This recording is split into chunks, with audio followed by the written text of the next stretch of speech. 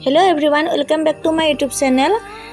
Jijamani Sharma channel le আপোনালোকক স্বাগতম। আজি মই 32 সাইজৰ ব্লাউজ এটা কেনেদৰে কাটিং কৰিলো হেইটো শেয়াৰ কৰো বুলি ভাবিছো। গতিকে চাই থাকক ভিডিওটো একেবাৰে শেষলৈকে স্কিপ নকৰাকৈ। ব্লাউজটো কাটিবলৈ লাইনিং খিনি মই এনেকৈ ভাঁজ কৰি লৈছো এটা আৰু এতিয়া 32ৰ 4 ভাগৰ এভাগ 8ত এটা মই চিন দি লম। যেটো 32 সাইজত ফিটিং হ'ব ব্লাউজটো সেইভাবে মই 8 যেটো আছে 8 ইঞ্চি 8ত মই এটা চিন দি লম। 8 ইঞ্চিত মই এই চিনটো দি দিলো আৰু মই কাখত অকনমান জায়গা ৰাখিছো। হয়তো আপোনালোকে দেখিছে 2 ইঞ্চি। এই 2 ইঞ্চি খিনি মাৰ্জিনৰ কাৰণে ৰাখিছো আৰু দীঘলটো থাকিব 14.5 ইঞ্চি। তাত এটা মই চিন দি ললো আৰু এইফালে 14.5 ইঞ্চিত এটা মই চিন দি লম। এতিয়া যিখিনি কান্ধিৰ জোখ সেইখিনি এতিয়া কৰিম। ডিঙিৰ যিখিনি কাটিং থাকে তাৰ কাৰণে মই লৈছো 8 ইঞ্চি আৰু কান্ধিৰ বাবে মই লম 3 ইঞ্চি। টোটালত 5.5 ইঞ্চি যেটো শোল্ডাৰ বুলি কোৱা হয় সেইখিনি 5.5 ইঞ্চি।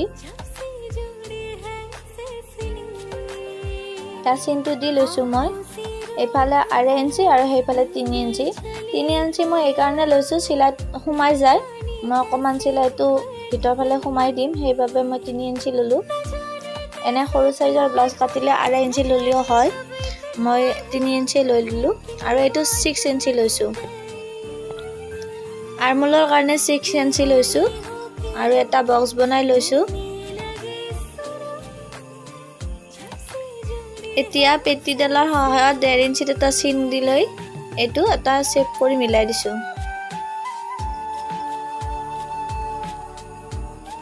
এনেকৈ শেপটো দি দিলো।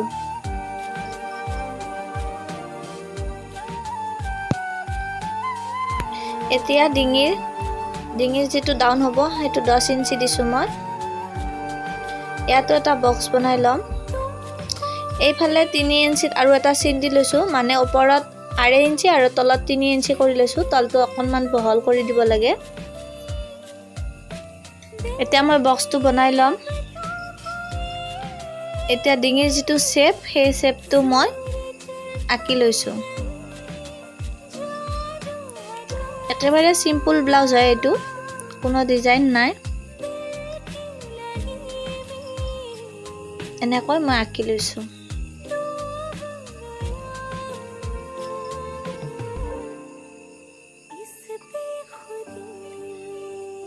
এতিয়া কান্ধিখিনি মই জইন কৰি লৈছো আৰু এইখিনি এতিয়া মই ইয়াত 1 ইঞ্চি এটা জোখ লৈ এইখিনি সাইড কৰি এটা চিন দি ললো আৰু এইখিনি দি মই এতিয়া কাটিং কৰিম। এইখিনি মানে অকনমান কঁকালখনৰ বাবে কঁকালখন যিখিনি থাকে এইখিনি 1 ইঞ্চি ডাউন কৰি দিব লাগে আৰু কাটি দিব লাগে।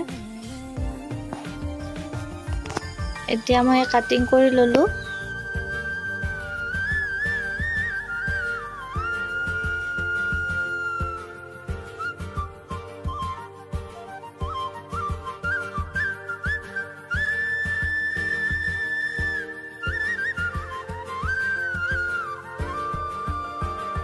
ফ্ৰন্ট সাইডৰ কাটিংৰ বাবে মই এইখিনি এটা 9 ইঞ্চি চিন দি লৈছো। এই 9 ইঞ্চি এটা চিন দি লৈছো আৰু এইফালে অকনমান মানে বেকা হৈ আছে কাপোৰখিনি এইখিনি মই কাটি লম।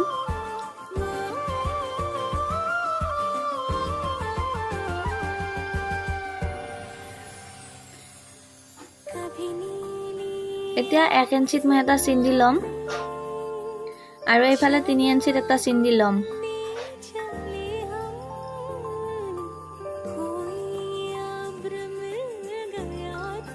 আৰু এইখিনিত 5.5 ইঞ্চিত এটা চিন দি লৈছো। এই মানে ফ্ৰন্টৰ সাইড এটো। এতিয়া মই বক্স এটা বনাই ললো 5.5 ইঞ্চিত আৰু এনেকৈ এটা শেপ দি দিলো আৰু আৰ্মলৰ কাৰণে 6 ইঞ্চিত এটা চিন দি লম। এয়া আৰ্মলৰ কাৰণে ফ্ৰন্ট সাইডৰ যেটো আৰ্মল হয় সেইখিনিৰ কাৰণে এটো চিন দি লৈছো আৰু এতিয়া মই এইটো সাইডৰ পিনে যেটো 9 ইঞ্চিত এটা চিন দিয়া আছিলে সেইখিনি সিধাকৈ এটা চিন দি লম যাতে সেইখিনি মোৰ সিধা এটা হেৰি হৈ থাকে লাইন হৈ থাকে আৰু এতিয়া বক্সটো বনাই দিলো এই বক্সটো বনোৱাৰ বাবে মই এই চিনডাল দি দিছিলো আৰু 1 ইঞ্চিত এটা মই চিন দি লৈছো লৈ কিনে এইখিনি মই এটা শেপ দি দিছো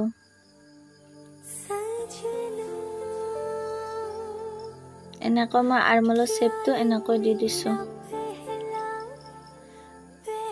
আৰু এটো এই চিনটো যেটো দিছিলো হেতু মই একেবাৰে হেকলৈকে দি যাম কাৰণ এইখিনি 11.5 ইঞ্চিত আৰু এটা চিন দিব লাগিব এয়া 11.5 ইঞ্চিত এই চিনটো দি ললো আৰু এইফালে 11.5 ইঞ্চিত এটা মই চিন দিলম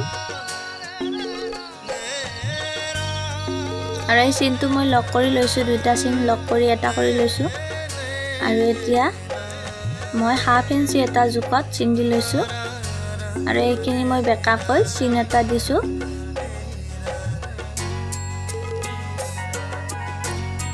এয়া চিনটো দি ললো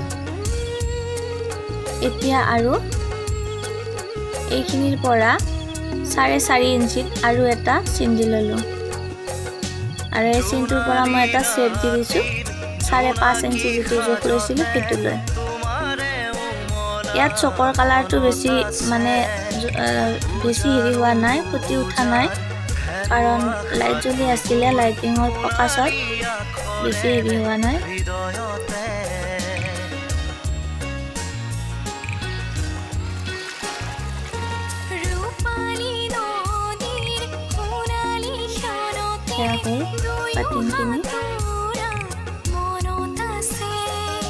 এনেকৈ কাটিং কৰিলে কম কাপোৰতে কাটিব পাৰি কম লাইলিংতে কাটিব পাৰি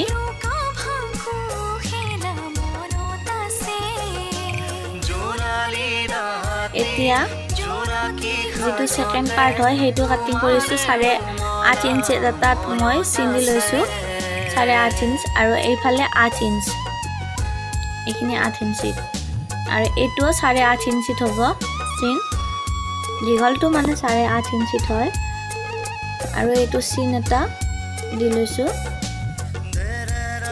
আৰু এইবাৰ এই চিনটোত মই 3 ইঞ্চিত এটা আৰু চিন দি লৈছো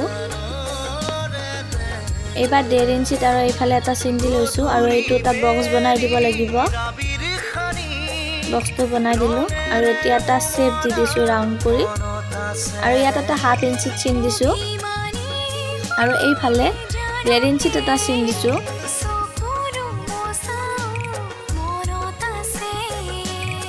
डेढ़ इंची तेता सिंधी ए फाले 3 इंची तेता सिंधिलो आरो ए फाले होता 3 इंची सिंधिलो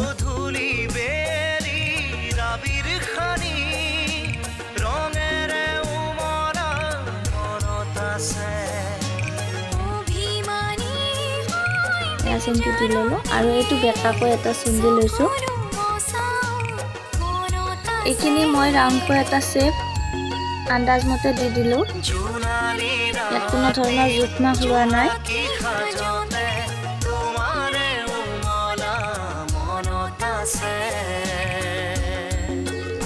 এয়া হৈ গ'ল সেকেন্ড পাৰ্টটো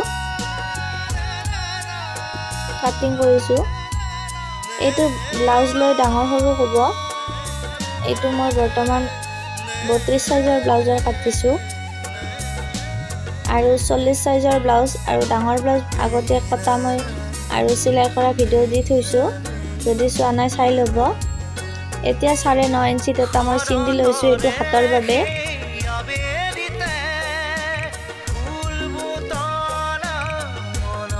এফালে 9.5 ইঞ্চি এটা মই চিন দি ললো আৰু এতিয়া মই দুইটা চিন লক কৰি লম এয়া লক কৰি ললো আৰু এতিয়া 4 ইঞ্চিত মই এটা চিন দি ললো আৰু সেই চিনটোৰ পৰা অপৰা চিনলৈ মই এনেকৈ এটা আস্তানি দিলো আৰু এতিয়া হাতৰ যেটো শেপ এই শেপটো দি দিম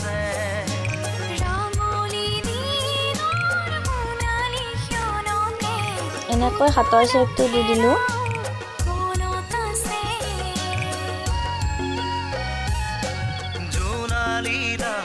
এয়া হাতৰ শেপটো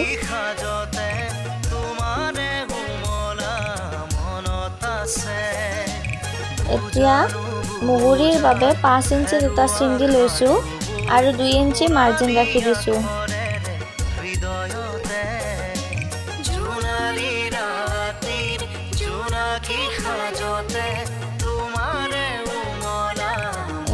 এটা কাটিং কৰি দিলোঁ।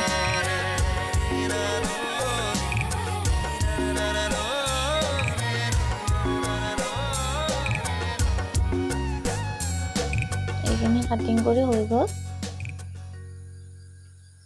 আৰু এতিয়া থাৰ্ড পাৰ্টটোৰ কাটিং মই 10.5 ইঞ্চি এটা চিন্দি ল'লোঁ আৰু এতিয়া এই 10.5 ইঞ্চি চিনটো দি ল'লোঁ।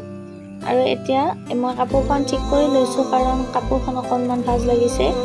এতিয়া 4.5 ইঞ্চিত এটা মই চিন্দি ল'লোঁ আৰু এইফালে 4 ইঞ্চিত এটা চিন্দি ল'লোঁ আৰু এই দুইটা চিন লক কৰি দিলোঁ।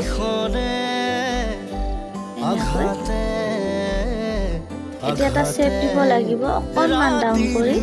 এতিয়া মই শেপটো দি দিলোঁ, অকণমান ডাউন কৰি শেপটো দিছোঁ।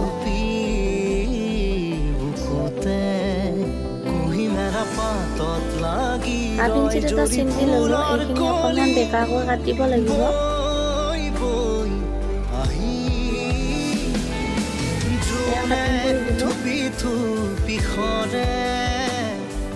আঘাতে আঘাতে ৰাতিৰ নয়ে ধোৱে ধোৱে কোলে উচুপি। এতিয়া ব্লাউজ পিচটো দুটা ভাজত ভাজ কৰি লৈছোঁ, মানে 2 জাপ কৰি লৈছোঁ একেলগে। আৰু হাতৰ যিখিনি কাপোৰ থাকে ফ্ৰণ্ট চাইডৰখিনি হাফ ইঞ্চি ডাউন কৰি কাটি দিব লাগে। সেইবাবে মই এইখিনি কাটি দিলোঁ আৰু ভিতৰ চাইডত মই 2টা চিন্দি ৰাখিছোঁ যাতে মোৰ হেৰি নহয়, ভুল নহয়। আৰু এতিয়া মই এনেকৈ পাৰি লৈছোঁ কাপোৰখিনি, তেতিয়া বহুত সহজ হয় কাটিবলৈ। মই এনেকৈ পাৰি লওঁ। এনেকৈ গোটেইখিনি কাপোৰে মই একেলগে এনেকৈ পাৰি ল'ম। এয়া পাৰি লৈছোঁ গোটেইখিনি আৰু এতিয়া কাটিংখিনি কৰি যাম। এয়া কাটিংখিনি হৈ গ'ল।